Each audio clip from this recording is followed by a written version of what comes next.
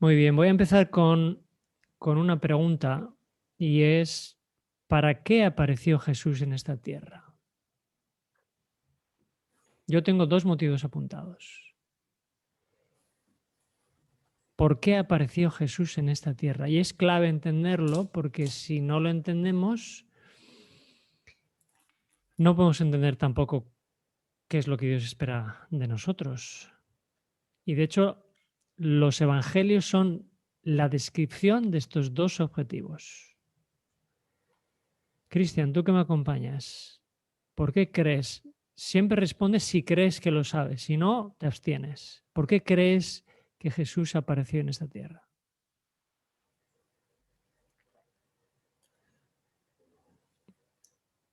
Vale, te ayudo. Jesús apareció en esta tierra por dos razones diferentes. Para manifestar el carácter del Padre y número dos, para quitar el pecado del mundo, para salvarlo del mundo. Entonces, existe un libro en la Biblia que describe que estas dos características la van a tener que manifestar el pueblo de Dios que esté esperándole a que vuelva. Y hay concretamente un libro que, un libro, incluso diría yo, un capítulo de un libro, pero especialmente un libro que describe cómo va a ser el carácter del pueblo de Dios antes de que Él vuelva a la tierra. Sabemos que los evangelios manifiestan un poco lo que fue Jesucristo y lo que hizo en la tierra, pero hay otro libro y el título de esta presentación es Las características del remanente. Hay otro libro que describe las características del remanente. ¿Sabes cuál es, Cristian? Juan, ¿Estás hablando del Evangelio de Juan? sí. No, no es Juan, pero te has acercado bastante porque es primera de Juan. Es la carta que escribió Juan al final de su vida. Y hay básicamente hay cuatro características que describen cómo va a ser el pueblo de Dios antes de que sean retomados o recogidos. Y la primera es que el pueblo de Dios obviamente va a tener una unción del Espíritu Santo especial como nunca en la historia. Y hay tres versículos, siempre vamos a ver la primera carta de Juan. Fijaros que todos los versículos que vamos a leer en esta reflexión, todos ellos están en la primera carta de Juan. Y tendríamos que conocer bien la carta si queremos entender qué es lo que Dios nos pide a nosotros como cristianos para poder llevarnos a su presencia. Leo tres versículos y fíjate que los tres un poco describen lo mismo, ¿eh? Y todos, repito, están en 1 Juan. El primer versículo dice, pero la unción que vosotros recibisteis de Él permanece en vosotros y no tenéis necesidad de que nadie os enseñe.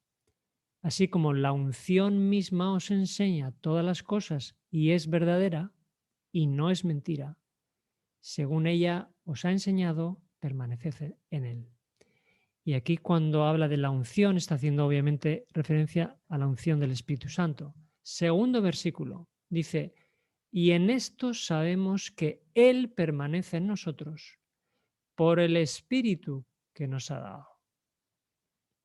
Está bien todo lo que conozcamos, está bien todo lo que estudiemos, está bien toda la teoría, la teología, eso está muy bien, pero como precisamente hoy compartía con mis hermanos y empezamos a hablar de la figura del Espíritu Santo, y yo les decía, mira, yo al final en esta vida lo importante no es cómo una persona pueda definir lo que es el Espíritu Santo, lo que crea, sino cómo se manifiesta en su vida. Eso es lo importante verdaderamente.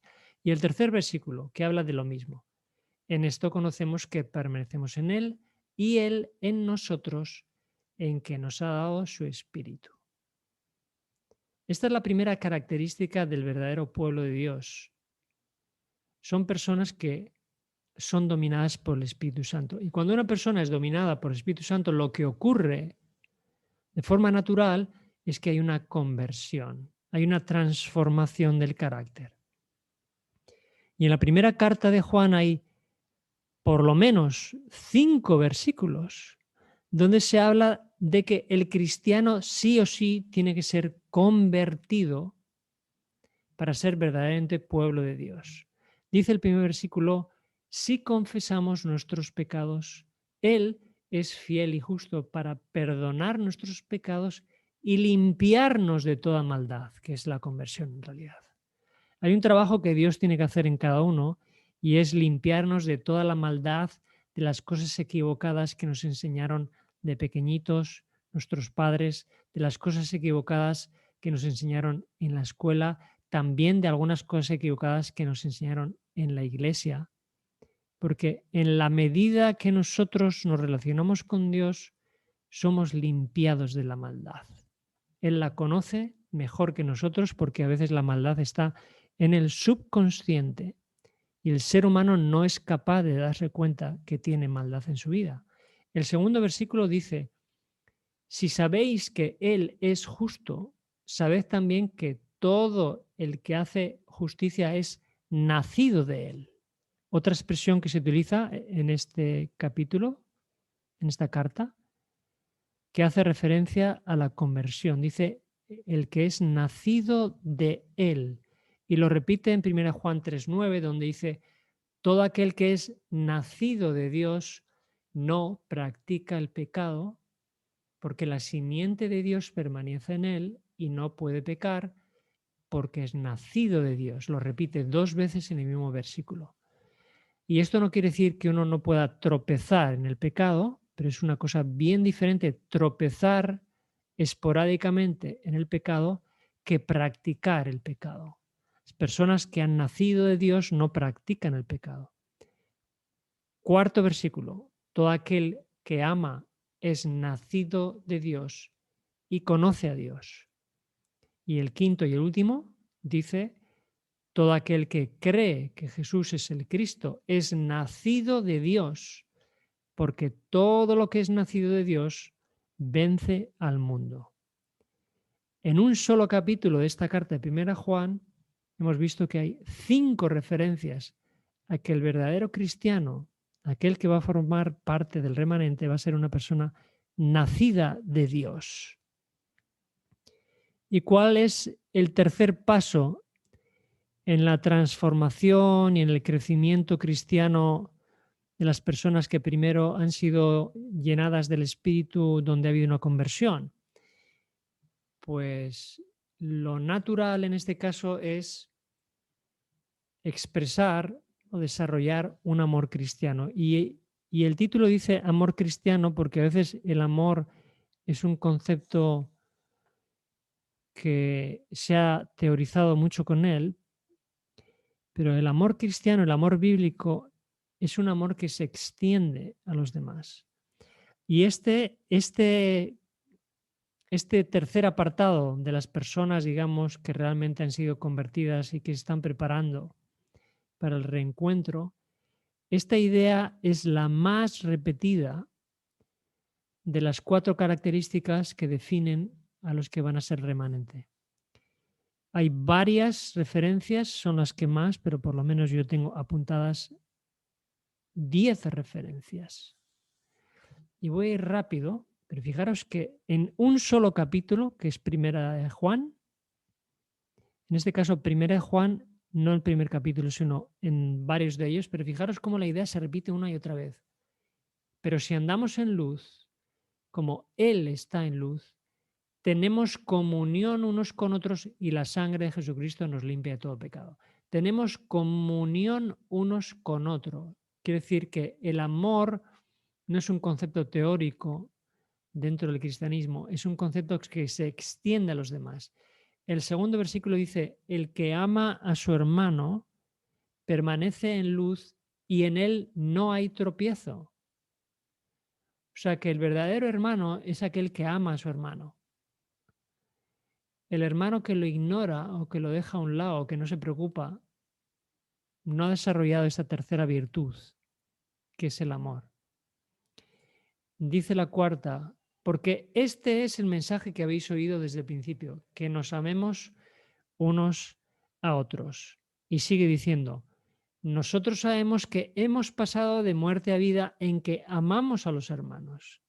El que no ama a su hermano permanece en muerte. Es determinante. Si hay amor verdadero hacia los hermanos, entonces eso demuestra una transformación. Y si no hay amor, dice ahí que estamos muertos.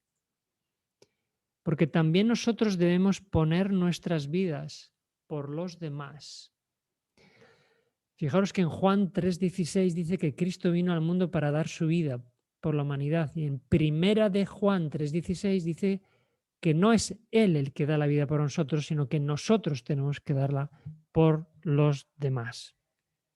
Y el versículo 18 dice, hijitos míos, no amemos de palabra ni de lengua, sino de hecho y en verdad. El amor con la boca y solamente con la boca, el decir cuánto te quiero, cuánto te aprecio, eso no es amor verdadero. Es lo que dice este versículo. El amor solo de palabra o de lengua dice que no es el verdadero. De hecho, aquí lo que cuentan son los hechos, no las palabras tanto. El quinto, y este es su mandamiento, que creamos en el nombre de su Hijo Jesucristo y nos amemos unos a otros como nos lo ha mandado.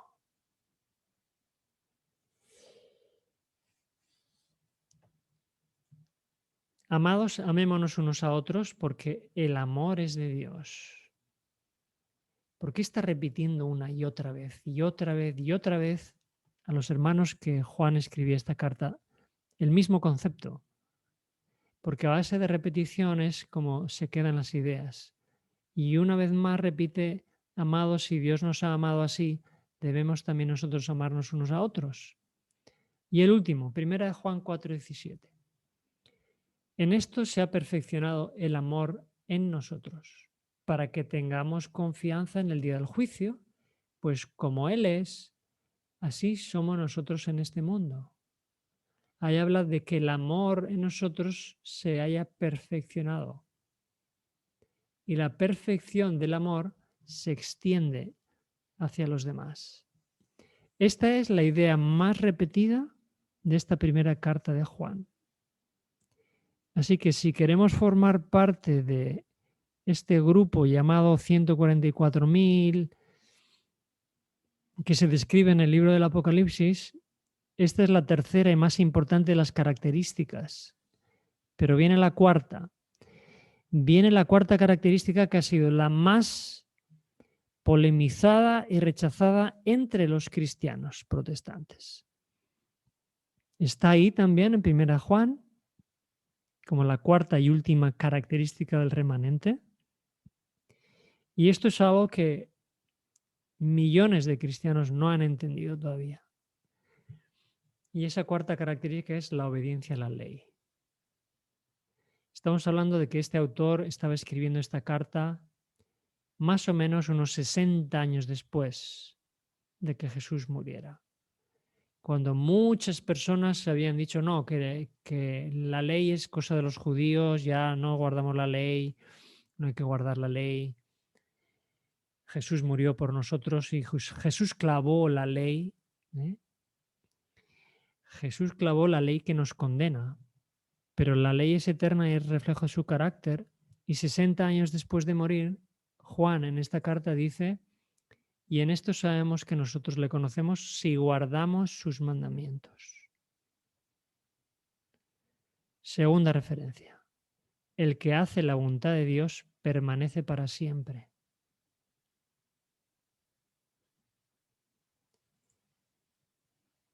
Y cualquier cosa que pidiéremos la recibiremos de Él porque guardamos sus mandamientos y hacemos las cosas que son agradables delante de Él. O sea que guardar los mandamientos es agradable para Dios. Sigue siendo agradable porque siempre lo ha sido. Y dejó de ser agradable cuando Satanás se rebeló en el cielo. Por eso los que no quieren guardar la ley siguen el ejemplo de Satanás con su rebelión en el cielo, y no van a formar parte del remanente en realidad, porque estas palabras, insisto, una y otra vez Juan las está repitiendo para aquellos que se están preparando para la traslación. Dice también, y el que guarda sus mandamientos permanece en Dios y Dios en él.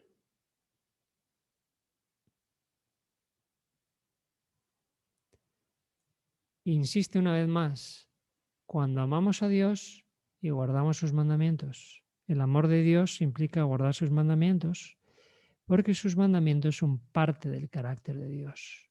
Son la revelación. Son los mandamientos que había antes de la creación del mundo, antes de que existieran hombres, antes de que existiera el pueblo judío. Los mandamientos de Dios no son de los judíos, pertenecen al carácter de Dios. Y dice el último versículo, pues este es el amor a Dios, que guardemos sus mandamientos, y sus mandamientos no son gravosos, sus mandamientos no son pesados, sus mandamientos son en realidad promesas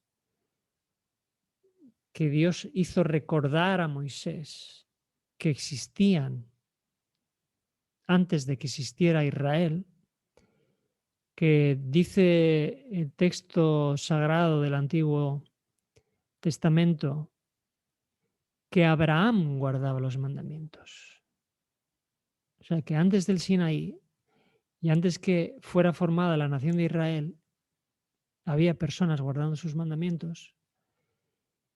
Y antes de que Jesús venga a la tierra, habrá un grupo de personas llamado remanente en el libro de Romanos, o 144.000, en el de el Apocalipsis, que cumplirán con estos 4 requisitos que hemos visto.